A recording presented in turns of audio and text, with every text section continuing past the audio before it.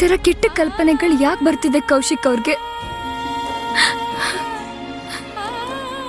ಆದ್ರೆ ಯಾವತ್ತೂ ಕಾರಣ ಇಲ್ದೆ ಯಾವತ್ತೂ ಗಲಾಟೆ ಮಾಡ್ತಿರ್ಲಿಲ್ಲ. ಏನ್ ಮಾಡ್ಲಿ ಇವಾಗ ನಾನು? ಹೇಗ್ ಮಾತಾಡ್ಲಿ ಅವ್ರ ಜೊತೆ? ನಾನೇನು ತಾಯಿ ಸ್ಥಾನನ ಯಾರು ಕಿತ್ಕೊಳಕ್ಕಾಗಲ್ಲ ಕೌಶಿಕ್ ಅವ್ರೆ. ಯಾರು ಯಾಕೆ ದೇವ್ರು ಕೂಡ ಅಲ್ಲ.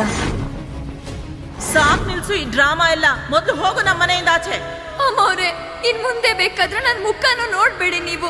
ಆದ್ರೆ ಪೂಜೆನ ಪೂರ್ತಿ ಮುಗಿಯವರೆಗೂ ಬಿಡಿ.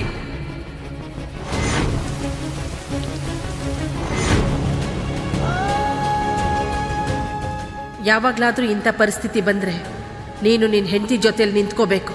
ವೈನಿಧಿ ಈ ಮನೆಗೆ ನಿನ್ಗೋಸ್ಕರ ಬಂದಿದ್ದಾಳೆ ಪುಟ್ಟ. ಅವಳ ಕೈನ ಯಾವತ್ತೂ ಬಿಡ್ಬೇಡ. ಯಾರಾದ್ರೂ ಎಷ್ಟೇ ಪ್ರಯತ್ನ ಮಾಡ್ಬೋದು ನಿಮ್ಮಿಬ್ರನ್ನು ದೂರ ಮಾಡೋಕೆ, ಆದ್ರೆ ಅವಳ ಕೈನ ಯಾವಾಗ್ಲೂ ಗಟ್ಟಿಯಾಗಿ ಹಿಡ್ಕೊಂಡಿರು. ನೋಡಿಲ್ಲಿ, ಇವಳು ಆರಾಮಾಗಿ ಕೂತಿದ್ದಾಳೆ.